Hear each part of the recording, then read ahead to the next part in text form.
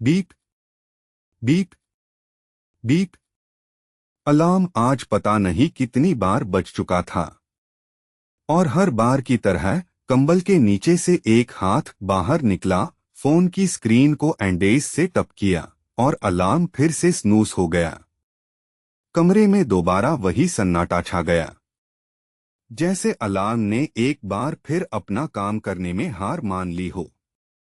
लेकिन सच तो ये था कि वो सो ही नहीं रहा था। नींद उसकी आंखों से काफी पहले ही दूर भाग चुकी थी। कमरा सिर्फ लैपटॉप की स्क्रीन की रोशनी से चमक रहा था। लैपटॉप उसके सीने पर पड़ा था और उसकी थाकी हुई आंखें उस मानहवा के पेजेस को फिर से पढ़ रही थी। उसने धीरे से बुदबुदाया, कितना क्लीशे है। और फिर भी वो इसी चैप्टर को इतनी बार पढ़ चुका था कि गिननी भूल गया था। हर डायलॉग उसे याद था, हर पैनल उसे याद था। यूज पता था किस फ्रेम में प्रिंस हाथ उठाएगा, किस पाल भीड़ उस लड़की के खिलाफ हो जाएगी और किस तरह 3 चैप्टर बाद उसकी सोशल डाउनफॉल शुरू होगी। और सिर्फ 3 चैप्टर बाद नहीं, 7, 10 या 20 नहीं, पूरे 47 चैप्टर बाद उसकी मौत भी। वो ये मानहवा अब दिल से याद कर चुका था, हर line, her scene, her turning point.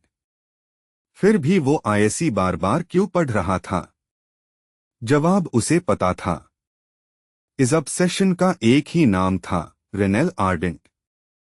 The saintess and the silver crown की फाइनल विलनेस। कहानी उतनी ही घिसी पिटी थी जितनी इस जॉनर की और कहानियां होती है, लेकिन वो आयसी सिर्फ एक वजह से बार बार पढ़ रहा था, विलनेस के लिए। ये इसलिए नहीं था कि वो उसे बेचारी या मिसअंडरस्टूड मानता था।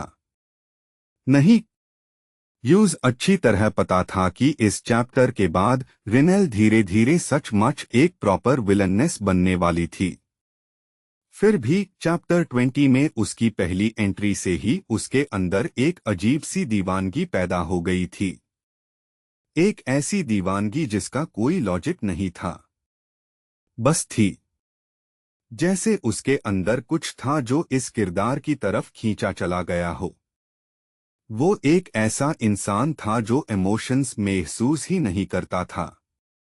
समझता था, हाँ, दर्द, गुस्सा, खुशी, प्यार, डर सब पहचान लेता था। सालों तक उसने लोगों के चेहरे, उनकी रिएक्शंस, उनकी बॉडी लैंग्वेज स्टडी की थी, सिर्फ इसलिए ताकि वो नॉर्मल लग सके। लेकिन खुद के अंदर वहां कुछ भी नहीं था। और फिर एक दिन एक मानहवा के एक पैनल ने सब बदल दिया। उसकी ऑब्सेशन जन्म ले चुकी थी और उसे पता था ये नॉर्मल नहीं है। लेकिन वो खुद भी तो नॉर्मल नहीं था। आखिर कौन सा नॉर्मल इंसान स्याही और पिक्सेल्स से मोहब्बत कर बैठता है? धीरे से उसने लैपटॉप बेड पर रखा और उठने की कोशिश की। जैसे ही खड़ा हुआ, चक्कर की एक तेज लहर उस पर चढ़ गई। वो गिरते गिरते बचा। संभलते हुए बाथरूम तक गया और आईने के सामने रुक गया। बिखरे हुए काले बाल, डार्क ग्रे आंखें, नीचे गहरी काली लकीरें। और हाँ, ये कोई हैरानी की बात नहीं थी। आखिर वो पिछले 30 घंटे से सोया ही नहीं था।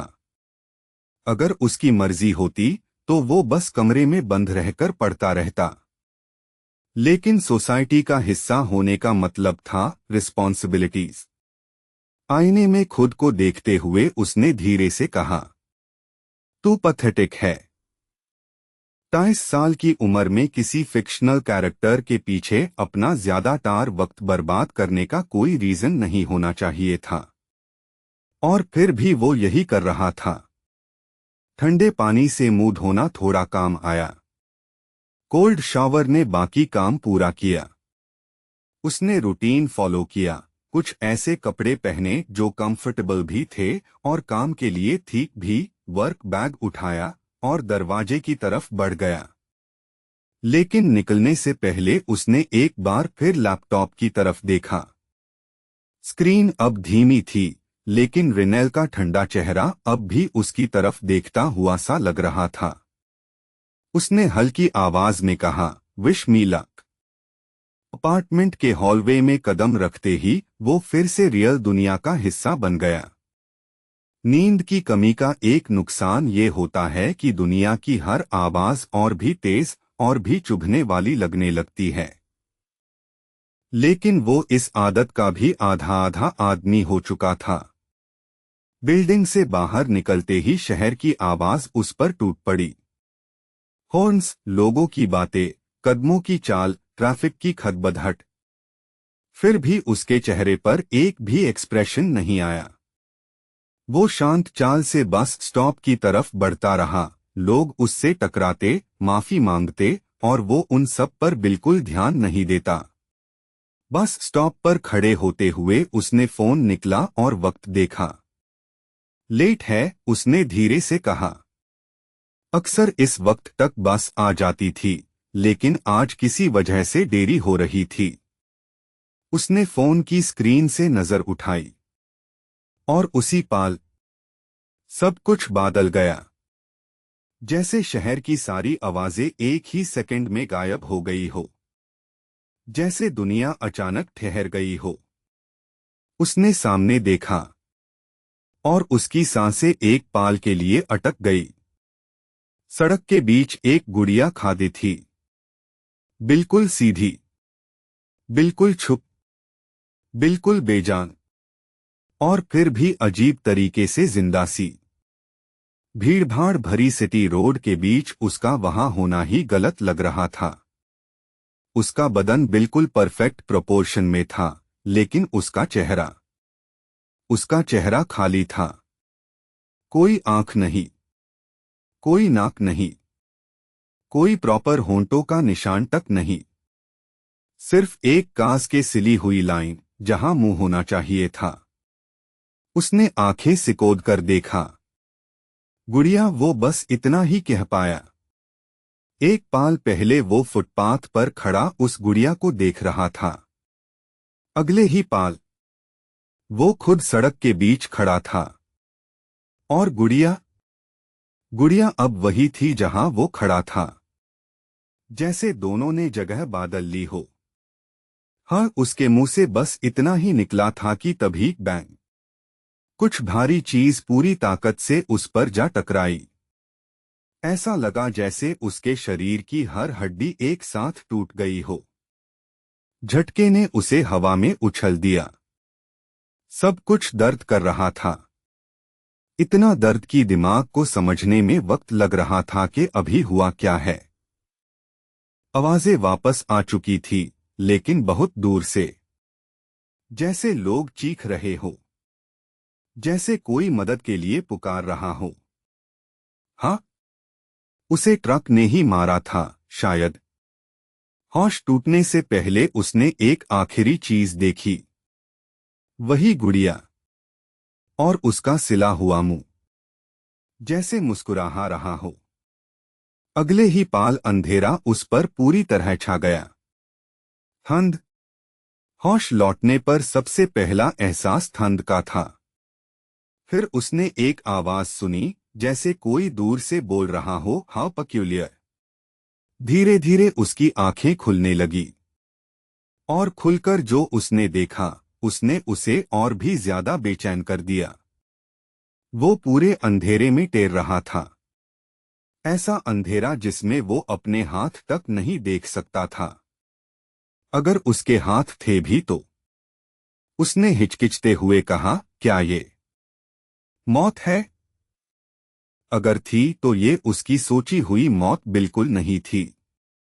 वो कोई धार्मिक आदमी नहीं था।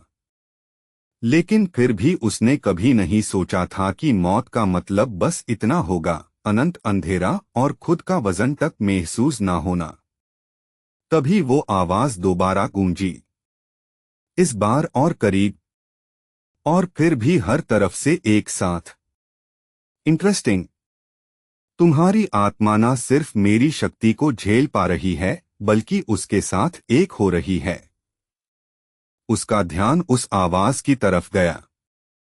वो कुछ पूछ पाता उससे पहले ही वो अस्तित्व फिर बोला, very well then, entertain me मॉर्टल।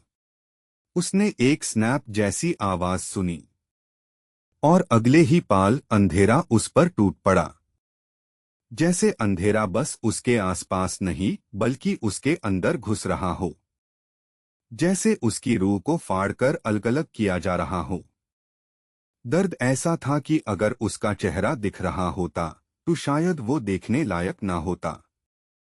फिर भी उसने चीखा नहीं, एक भी आवाज नहीं निकाली, और धीरे धीरे बेहोशी ने उसे दोबारा अपने अंदर समेट लिया।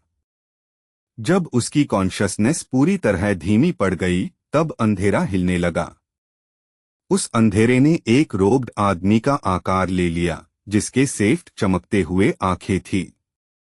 वो अस्तित्व उस बेहोश रूह को देखता रहा, फिर धीरे से बोला, ये इंटरेस्टिंग होगा। उसके बाद सब कुछ फिर से अंधेरे में डूब गया। जब उसकी आंखें दोबारा खुली तो सबसे पहले उसने लकड़ी की छत देखी। ये ना तो हॉस्पिटल था ना उसका अपार्टमेंट। छत पुरानी लकड़ी की बनी थी। नीचे जो सतह थी वो ठंडी और सख्त थी, शायद फ्लोर। धीरे से उठकर बैठते ही उसने हल्की सी करह निकाली, जैसे वो काफी देर से एक ही पोजीशन में पड़ा हो। उसने चारों तरफ देखा। छोटा सा कमरा, लकड़ी की दीवारें, एक वुडन डेस्क जिसमें कुछ किताबें पड़ी थी, कोने में एक ट्रंक, पास ही एक लकड़ी का बेड और एक आईना। बस इतना ही। प्री-डेथ ड्रीम, उसने धीरे से कहा। यूज ट्रक से टकराना याद था तो शायद ये उसके दिमाग की आखिरी तसल्ली हो। लेकिन फिर उसने खुद ही उस थ्योरी पर शक किया। क्या मौत से पहले दिमाग को सबसे खुश यादें नहीं दिखनी चाहिए? और वैसे भी उसे अपनी कोई खास खुश याद नहीं थी। सबसे बड़ी बात, ये जगह बिल्कुल रियल लग रही थी। ठंडी हवा, सख्त फ्लोर, शरीर का बोझ, सब कुछ असली लग रहा था। फिर उसने दूसरी थ्योरी सोची। क्या उसे एक्सीडेंट के बाद किडनैप करके यहां लाया गया है? लेकिन तुरंत ही उसने उस बात को भी रिजेक्ट कर दिया। मैं इतना इम्पोर्टेंट भी नहीं हूं कि बिना वजह किडनैप कर लिया जाऊं।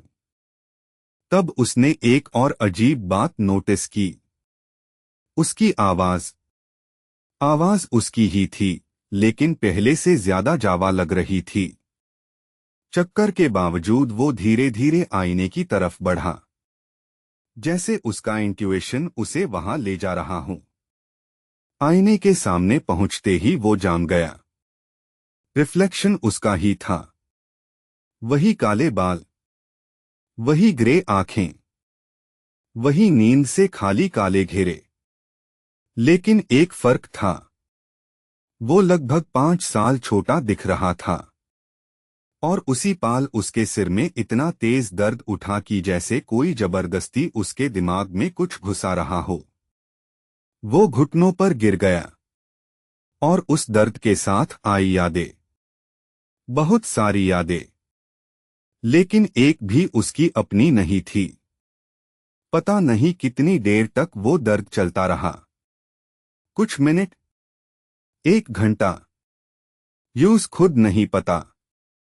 जब वो फाइनली कम हुआ तो वो ठंडे पठार के फ्लोर पर पड़ा था, पूरा पैजीन में भीगा हुआ। हालांकि कमरा ठंडा था। कुछ पाल तक वो बस छत को देखता रहा। फिर जैसे ही फोकस वापस आया, वो हंसने लगा। पहले हल्की सी हंसी, फिर जोर की, फिर पूरे कमरे में गूंजती हुई पागल हंसी। अगर कोई उसे उस वक्त देखता तो यकीन कर लेता कि उसका दिमाग चल गया है। काफी देर बाद वो शांत हुआ और सीधा बैठकर फिर से आईने में देखा। उन यादों के मुताबिक उसका नाम एड्रियन था और इस दुनिया का नाम था वेरा। ये क्यों इम्पोर्टेंट था? क्योंकि अब उसकी सबसे बड़ी सोच कंफर्म हो चुकी थी। हाँ, उसका पुनर्जन्म हुआ था, या शायद ट्रांसमाइग्रेशन। जो भी था, वो मरकर किसी और दुनिया में आ चुका था। ट्रकून वाली मैम उसने 1000 बार देखी थी, लेकिन कभी नहीं सोचा था कि ये उसके साथ भी होगा। और सबसे बड़ी बात, वो किसी रैंडम दुनिया में नहीं आया था। जैसे किस्मत ने उसकी ऑब्सेशन को देखकर उसे इनाम दिया हो, वो उसी मानहवा की दुनिया में पैदा हुआ था, the saintess and the silver crown. वही दुनिया जहां रिनेल आर्डेंट मौजूद थी, उसका फेवरेट कैरेक्टर। उसने खुद को शांत किया और दिमाग में डाली गई यादों को ठीक से जोड़ना शुरू किया। एड्रियन एक अनाथ था। यूज सड़क से उठाया गया था। और सिर्फ किसी ने नहीं, बल्कि खुद रेनेल आर्डेंट ने। ये मेमोरी सबसे ज्यादा तेज, सबसे ज्यादा गहरी थी। उस दिन उत्तरी इलाके की सड़कें बर्फ के तूफान में डूब चुकी थी। दुकानों के बाहर बर्फ जामकर पहाड़ी बन चुकी थी। हवा इतनी ठंडी थी कि बिना पनाह वाले को चियर कर रख दे। एड्रियन या उस वक्त का वो बच्चा छोटा था, भूखा था और आधा बर्फ में दबा हुआ था जब आर्डेंट क्रेस्ट वाली एक कैरेज उसके पास से गुजरी। बेक्सी ने उसे मजबूर किया और वो सीधा घोड़ों के सामने कूद गया। घोड़ों को रोकना पड़ा। कोचमैन गुस्से से भर गया। उसने चीखकर उसे सुनाया, जैसे कोई गंदा स्ट्रीट रैट किसी नोबल कैरेज के सामने आ गया है। लेकिन उसकी दांत ज्यादा दूर नहीं जा सकी। कैरेज का दरवाजा खुला और उसमें से उतरकर आई एक ऐसी सुंदरता जो बस नोबल खून से ही जुड़ी लगती थी। बाल बर्फ की तरह सेफ्ट, आंखें नीले क्रिस्टल की तरह।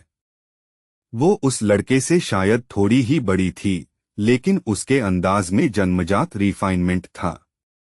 उसने एड्रियन को कुछ पाल देखा और पूछा, तुम्हें क्या चाहिए? उसके होंठ ठंड से नीले पड़ चुके थे। शरीर कांप रहा था। फिर भी उसने मुश्किल से शब्द निकले, मैं काम कर सकता हूं। उसने गरम खाना नहीं मांगा, कपड़े नहीं मांगे, रहम नहीं मांगा, क्योंकि उसे पता था वो सब ज्यादा देर तक नहीं टिकता। लड़की ने उसे कुछ और देर देखा, फिर कोचमैन की तरफ मुड़कर शांत आवाज में कहा, इसे उठा लो।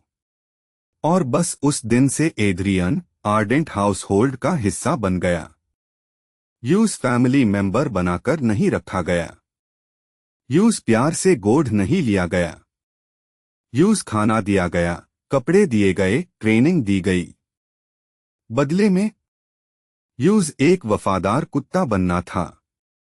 ऐसा कुत्ता जो हुक्म पर भौंके और हुक्म पर मर भी जाए।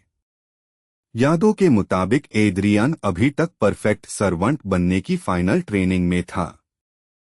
और अब वो अपनी आखिरी परीक्षा के बीच था। Spirit contract, the saintess and the silver crown. नाम जितना शाही लगता था, उसकी दुनिया उतनी ही क्लीशे थी। और उस दुनिया का पावर सिस्टम, वो भी कुछ नया नहीं था। Spirit contracts. इस दुनिया के ह्यूमंस मना को एब्जॉर्ब और स्टोर तो कर सकते थे, लेकिन उसे डायरेक्टली कंट्रोल नहीं कर पाते थे। मतलब शरीर के अंदर पावर टू होती थी, पर उसे चलाने का तरीका नहीं। और यहीं पर स्पिरिट्स की एंट्री होती थी। स्पिरिट्स इस दुनिया में हवा में फैली स्पेसिफिक मना से पैदा होते थे।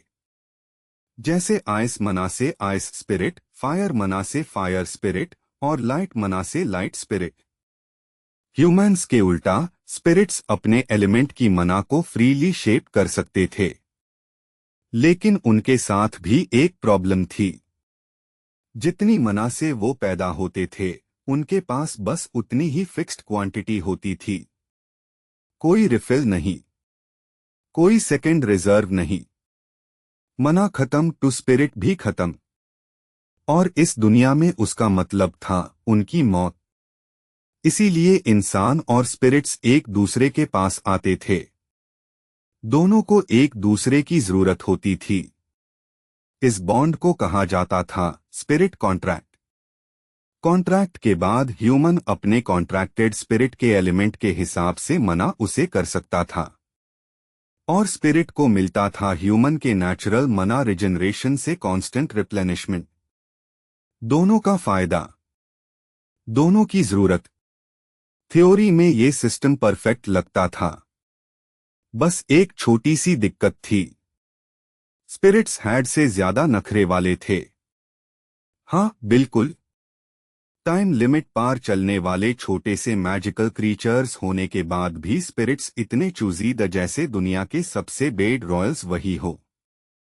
हर किसी से कॉन्ट्रैक्ट नहीं करते थे, किसके मना को रिजेक्ट कर देते, किसके प्रेजेंस को पसंद नहीं करते और किसी को सीधा इग्नोर कर देते।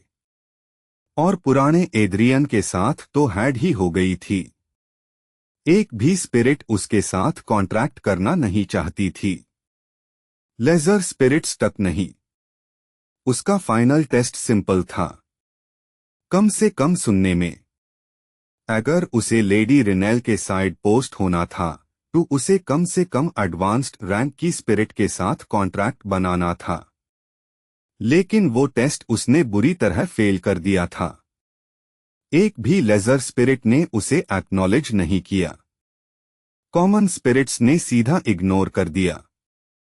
और जो टेम्परामेंटल स्पिरिट्स नॉर्मली थोड़ी डिसेंट मना रिजर्व वेल किसी भी इंसान से लैच हो जाते थे, उन्होंने भी बिना झिझक उसे रिजेक्ट कर दिया, जैसे उसमें कुछ ऐसा था जो उन्हें दूर धकेल रहा हो।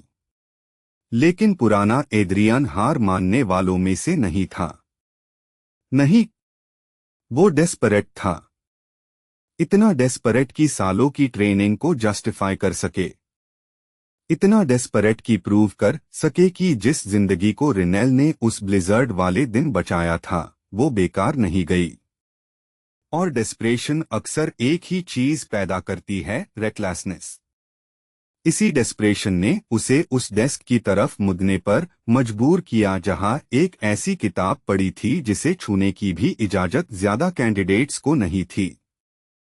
किताब पुरानी थी, इतनी पुरानी कि उसका लेदर कवर भी वक्त से घिस चुका था। टाइटल लगभग मिटा चुका था, लेकिन अब भी कुछ लफ्ज पढ़े जा सकते थे, on unclassified entities and pre recorded contract failures.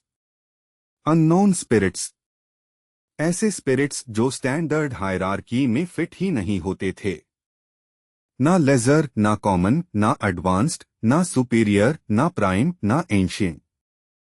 ना उनका कोई प्रॉपर एलिमेंटल क्लासिफिकेशन था, ना उन्हें कभी ठीक से डॉक्यूमेंट किया गया था।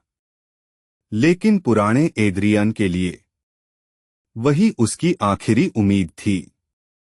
यादों के मुताबिक उसने किताब की हर इंस्ट्रक्शन को लाइन बाय लाइन फॉलो किया था। खून से बना सम्मानिंग सर्कल, वही सर्कल जो अब भी उसके पीछे फ्लोर पर सूख चुका था। और मना, उसने लगभग अपनी सारी मना उस रिचुअल में डाल दी थी। और ये कोई छोटी बात नहीं थी। ट्रेनर्स तक हैरान थे कि उसका शरीर कितनी ज्यादा मना होल्ड कर सकता था। फिर भी उसने लगभग सब कुछ उस सर्कल में उतार दिया था। उसके बाद क्या हुआ, यादें ढूंढ ली थी। बस एक चीज क्लियर थी, दर्द, सिर्फ दर्द। और फिर मेमोरी वही खत्म हो जाती थी। वो मेरी सोल इस बॉडी में आने से पहले मर चुका था, एड्रियन ने धीरे से कहा। और उसी लाइन ने एक और चीज एक्सप्लेन कर दी। इसीलिए मानहवा में एड्रियन का नाम तक नहीं था। स्टोरी ने उसका कभी जिक्र ही नहीं किया, क्योंकि वो एक्चुअल कहानी शुरू होने से पहले ही मर गया था। या कम से कम इतना जल्दी मर गया कि रेलेवेंट ही नहीं रहा। एड्रियन ने खुद से थोड़ा सोचकर कहा, थोड़ा ज्यादा कॉन्वीनियंट लग रहा है। बट ठीक है, अब से मैं ही एड्रियन हूं। वो धीरे से सूखे हुए खून के निशान के पास गया और उंगली उस पर रख दी। एक ही सवाल उसके दिमाग में था, समनिंग सक्सेसफुल हुई थी या नहीं। तभी उसके पीछे से एक आवाज आई, कॉन्ट्रैक्ट के बारे में इतनी जल्दी भूल गए। आवाज इतनी अचानक थी कि वो तुरंत मुड़ गया और तब उसने उसे देखा, बेड पर बैठा हुआ एक काला बिल्ली, ब्लैक कैट। एड्रियन ने उस क्रीचर को घूरा। बिल्कुल सीधा बैठा हुआ था, जैसे रूम उसका अपना हो। उसकी आंखें नॉर्मल घर की बिल्ली जैसी बिल्कुल नहीं थी, उनमें कुछ ज्यादा ही होश था। और उसके आसपास एक ऐसा प्रेशर था जो नॉर्मल जानवर से आने का सवाल ही नहीं था। सबसे अजीब बात यह थी कि उसके फर पर गिरती रोशनी जैसे एब्जॉर्ब हो रही थी और उसकी आंखें हल्के से चमकती हुई फीकी चांदी जैसी, इतनी ज्यादा अवेयर कि देखते ही बेचैनी हो। अ कैट, एड्रियन के मुंह से निकल गया। बिल्ली ने हल्का सा अपना सिर टेढ़ा किया और फिर बिना मुंह हिलाए वही आवाज दोबारा सुनाई दी, कितनी बदतमीजी, लेकिन शायद तुम सच में भूल गए हो। शायद कॉन्ट्रैक्ट का साइड इफेक्ट होगा। एड्रियन ने एक पाल के लिए बिल्ली को देखा, फिर समनिंग सर्कल को, और फिर सीधी सी कंक्लूजन पर पहुंच गया। तो ये काम कर गया। बिल्ली की पूंछ धीरे से हिली। ऑब्वियसली काम कर गया। एड्रियन ने बाहें फोल्ड कर ली। तो तुम अननोन स्पिरिट हो? बिल्ली ने तुरंत जवाब नहीं दिया। पहले उसने अपना एक पॉ उठाया और बड़े आराम से उसे लिक करने लगी। इतना एलिगेंट जेस्चर था कि सिचुएशन की सीरियसनेस के बीच वो ऑलमोस्ट एब्सर्ड लग रहा था। थोड़ी देर बाद उसने जवाब दिया, स्पिरिट, तुम अपने छोटे ह्यूमन माइंड को जो समझ आए मुझे वो बुला सकते हो। ये जवाब किसी काम का नहीं था। एड्रियन थोड़ा सा सिकुड़ गया। अगर उसे लेडी रिनेल की मदद करनी थी तो स्टोरी में आने वाले हर अनोमली को समझना पड़ेगा। और इस वक्त सबसे बड़ी अनोमली दो ही वो खुद और ये बिल्ली। वैसे भी उसे स्टोरी लाइन बदलने से कोई प्रॉब्लम नहीं थी, बिल्कुल नहीं, क्योंकि अगर सब कुछ मानहवा की तरह ही चलता रहा तो एंड में रिनेल मर जाती और एड्रियन ये होने नहीं देगा, किसी भी हाल में नहीं। इसलिए उसे इस क्रीचर के बारे में सब कुछ जाना होगा। इस दुनिया के स्पिरिट्स आम तौर पर एलिमेंटल सिग्नेचर रखते थे। फायर स्पिरिट्स से गर्मी निकलती थी, आइस स्पिरिट्स आसपास की हवा ठंडी कर देते थे, लाइट स्पिरिट्स से हल्की चमक रहती थी। एड्रियन ने बिल्ली के काले फर को देखकर अंदाजा लगाया, डार्कनेस स्पिरिट। ना एड्रियन और ना ही पुराने एड्रियन ने कभी डार्कनेस या डार्क स्पिरिट्स के बारे में सुना था। लेकिन जब तुम कन्वेंशनल मेथड यूज ही नहीं करते तो कन्वेंशनल रिजल्ट की उम्मीद भी कैसी। बिल्ली ने धीरे से स्ट्रेच किया और बोला, अभी के लिए मुझे वही बुला सकते हो, या फिर अगर सच में क्यूरियस हो तो मैं दिखा भी सकता हूं। एड्रियन को बिना किसी वजह के लगा कि ये आइडिया बहुत ही खराब है। उसने सीधा सिर हिला दिया, पास। मुझे बस इतना जानना है कि तुम किस एलिमेंट से अलाइंड हो ताकि मैं प्लान कर सकूं। आई सी, बिल्ली ने कहा। अगले ही पाल उसकी परछाई अचानक फैलने लगी। शैडो उसके पूरे शरीर के आयार्डी गर्ड एक ककून की तरह लपेट गई। और जब वो अंधेरा हटा, बिल्ली गायब थी। उसी सेकंड एड्रियन को अपने सिर पर भार महसूस हुआ। अभी के लिए हम सिर्फ शैडो मैनिपुलेशन तक लिमिटेड है, आवाज उसके सिर के ऊपर से आई। एड्रियन ने आंखें ऊपर उठाए बिना बस इतना कहा, समझ गया। काम के लिए काफी होगा। एद्रियन कुछ और पूछने ही वाला था कि तभी दरवाजे पर नॉक हुआ। Knock, knock. एक अजीब रिदम थी उस नॉक में, और एद्रियन की नई मेमोरीज के मुताबिक ऐसे सिर्फ एक ही आदमी नॉक करता था। उसने हल्की सी सांस छोड़ी, दरवाजे की तरफ बढ़ा, और बिल्ली अब भी उसके सिर पर बैठी हुई थी। दरवाजा खोलते ही सामने वही शक्ल खादी थी जिसकी उसे उम्मीद थी। दरवाजे के उस पार एक आदमी खड़ा था जो उम्र में 50 के आसपास लग रहा था। बाल सेफ्ड, परफेक्टली कोम्ड, बियर्ड भी उतनी ही साफ सुथरी, हरा रंग की आंखें, आंख पर मोनोकल, फॉर्मल ब्लैक टेलकोट जिसमें एक भी क्रीज नहीं, नीचे white shirt, silver waistcoat, सेफ्ड ग्लोव्स, एक हाथ शांति से पीठ के पीछे, दूसरे हाथ में एक पतला सा केन। उसके पूरे व्यक्तित्व में एक ही चीज थी, परफेक्शन। जूतों पर धूल का एक जरा टक नहीं, पॉस्चर इतना सीधा जैसे कभी हिला ही ना हो। एद्रियन ने उसे तुरंत पहचान लिया। आर्डेंट एस्टेट का हेड बटलर, वो आदमी जो आर्डेंट फैमिली के लिए चुने गए हर कैंडिडेट की ट्रेनिंग को सुपरवाइज करता था। एक ऐसा आदमी जिसका डिसिप्लिन ऑलमोस्ट टिरनी की हद छू लेता था। Sebastian Wales. मानहवा में वो काफी इम्पोर्टेंट कैरेक्टर था, खासकर आर्डेंट फैमिली के लिए। रिनेल के विलेनी आर्क में जब पूरा घराना टूट गया था, तब भी आखिरी पाल तक जो सर्वेंट उनके साथ खड़ा रहा था वो सेबेस्टियन ही था। रिनेल की मौत के तुरंत बाद उससे भी एक्सिक्यूट कर दिया गया था क्योंकि उसने फैमिली को छोड़ने से मना कर दिया था। लॉयल्टी उसकी सबसे बड़ी ताकत भी थी और सबसे बड़ी कमजोरी भी। और एद्रियन ने तुरंत समझ लिया, ये आदमी एक इम्पोर्टेंट एलाय बन सकता है। लेकिन सेबेस्टियन जैसे आदमी को अपनी साइड लाने का सिर्फ एक तरीका था, आर्डेंट फैमिली के लिए यूजफुल बनो। एद्रियन की ग्रे आंखें उस आदमी को शांति से स्कैन कर रही थी। उसी वक्त उसके सिर पर बैठी बिल्ली भी उस स्ट्रेंजर को क्यूरियोसिटी से देख रही थी। सेबेस्टियन ने भी बिल्ली को नोट किया। उसके मोनोकल पर हल्की सी चमक आई जब उसकी नजर उस क्रीचर पर पड़ी। लेकिन अगर उसे वो अजीब लगा भी हो तो उसने उसका 1% भी चेहरे पर नहीं दिखाया। उसका एक्सप्रेशन उतना ही कंपोस्ट रहा जितना हमेशा होता है।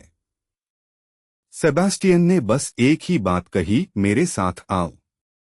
इतना कहकर वो मुड़ गया, बिना जवाब का वेट किए, जैसे उसे पूरा यकीन हो कि एद्रियन उसके पीछे आएगा। और एद्रियन आया भी। खुशकिस्मती से उसकी शर्ट दरवाजे के पास ही थी, वरना जिस हालत में वो उठा था उसे सीधा ठंड में निकलना पड़ता। शर्ट बटन करते हुए वो ओल्डर मैन के पीछे कॉरिडोर में चलने लगा। कॉरिडोर की दीवारों पर आर्डेंट फैमिली के करंट और पास्ट हेड्स के पोर्ट्रेट्स लगे हुए द। कुछ के चेहरे प्राउड द, कुछ बिल्कुल ठंडे, कुछ ऐसे जैसे देख ही ना रहे हो और फिर भी सब कुछ देख रहे हो। उनकी नजरें ऐसे महसूस होती थी जैसे कोई भी गुजरता इंसान उनकी जजमेंट से बाक नहीं सकता। लेकिन एद्रियन ने पेंटिंग्स पर ज्यादा ध्यान नहीं दिया। उसका फोकस एनवायरनमेंट पर था। कॉरिडोर एलिगेंट था लेकिन ग्रैंड नहीं। छत उतनी ऊंची नहीं थी जितनी एक महान नोबल हाउस से एक्सपेक्टेड होती। शैंडलियर्स महंगे थे पर मानहवा में दिखाए गए आर्डेंट मेन एस्टेट जितने लाविश नहीं। कारपेट भी थिक और वेल मेंटेन्ड था, लेकिन उसमें वो एक्स्ट्रावेगेंट एम्ब्रॉयडरी नहीं थी जिसके लिए उनका असली एस्टेट मशहूर था। इन सब चीजों ने एद्रियन को एक कंक्लूजन तक पहुंचाया, ये मेन एस्टेट नहीं था। और अब उसे लगभग यकीन हो गया था कि ये आर्डेंट फैमिली के पर्सनल सर्वेंट्स के लिए कोई ट्रेनिंग फैसिलिटी थी। मेमोरीज भी इसी तरफ इशारा कर रही थी। दोनों आगे चलते रहे और कुछ ही देर में मैंशन से बाहर निकल आए। जैसे ही दरवाजा खुला, बाहर की तेज ठंडी हवा सीधा अंदर घुस आई। उसके साथ बर्फ की हल्की सी चुभन भी थी। बाहर की दुनिया पूरी सेफ थी। अनंत सफेदी पैरों के नीचे बर्फ दबाकर आवाज कर रही थी जब वो छोटी स्टोन स्टेप्स उतरकर नीचे आए। उनके सामने एक बड़ा ट्रेनिंग ग्राउंड था। खुला मैदान जिसे लंबी आयरन फेंसेस और मोट स्टोन पिलर्स ने घिरा हुआ था। इन पिलर्स पर हल्की मैजिकल इंस्क्रिप्शंस बनी हुई थी। बर्फ जमीन पर जामी हुई थी, लेकिन कई बड़े हिस्से हाल ही में साफ किए गए लगते थे, जहां नीचे की सख्त मिट्टी नजर आ रही थी। ग्राउंड के किनारे पर काफी लोग पहले से जमा थे। सब एड्रियन जैसी ही यूनिफॉर्म में। कुछ छोटे ग्रुप्स में खड़े थे, कुछ चुप थे, कुछ नर्वस, कुछ एक्साइटेड। कैंडिडेट्स। एड्रियन ने सिचुएशन तुरंत समझ ली। ये फाइनल टेस्ट नहीं था, ग्रेजुएशन टेस्ट था। एक्चुअल फाइनल टेस्ट बाद में आना था। हर ट्रेनी को आर्डेंट फैमिली की सर्विस के लिए सिलेक्ट होने के बाद कुछ दिन दिए जाते थे ताकि वो किसी स्पिरिट के साथ कॉन्ट्रैक्ट बना सके और उसकी एबिलिटीज को समझ सके। इस प्रेपरेशन पीरियड के बाद उन्हें यहां लाया जाता था। मेमोरीज के मुताबिक टास्क सिंपल था। एक बीस्ट को हरना। अगर जीत गए तो ऑफिशियली आर्डेंट फैमिली के पर्सनल सर्वेंट बन जाओगे। अगर हार गए। एड्रियन ने उस थॉट को वही रोक दिया। वो रिजल्ट जानने में उसकी बिल्कुल भी इंटरेस्ट नहीं थी। सेबास्टियन आयरन फेंस के पास रुक गया और फाइनली एड्रियन की तरफ मुड़ा। उसने बस इतना कहा, अंदर जाओ। फिर साइड हो गया। एड्रियन ने बिना सवाल किए अरीना में कदम रख दिया। जैसे ही वो आगे बढ़ा, उसके सिर पर बैठी बिल्ली ने आसानी से जंप किया और आयरन फेंस के एज पर लैंड कर गई। फिर बड़े आराम से बैठकर बोली, गुड लक कॉन्ट्रैक्टर। और हाँ, मरना मत। मेरी एबिलिटीज के साथ इतना कंपैटिबल कोई मुझे शायद दोबारा ना मिले। एड्रियन ने उस क्रीचर को एक सीधी ब्लैंक स्टेयर दी। क्या ये उससे पावर्स यूज करना सिखाने वाली नहीं थी? लेकिन इस वक्त उस सबसे ज्यादा इंपॉर्टेंट कुछ और था। एड्रियन की नजर अरीना के दूसरे किनारे पर गई जहां एक दीवार में गेटेड ओपनिंग बनी हुई थी। वहीं से बीस्ट आने वाला था। उसने एक बार पूरे मैदान को काम एक्सप्रेशन के साथ स्कैन किया। ज्यादातर कैंडिडेट्स या तो उसके लिए परेशान लग रहे थे या फिर अपनी खुद की बारी के लिए। लेकिन एड्रियन ने सब कुछ इग्नोर कर दिया। इस वक्त उसके और लेडी रिनेल के बीच एक हाई ऑब्स्टिकल था, और उनके बीच जो भी ऑब्स्टिकल आएगा वो हटा दिया जाएगा। हर बार, हर हाल में। लेकिन एड्रियन एक बहुत इंपॉर्टेंट बात भूल रहा था। अब वो ये दुनिया किसी पेज के बाहर खड़े होकर नहीं देख रहा था। अब वो खुद इस कहानी का हिस्सा था, पूरी तरह से।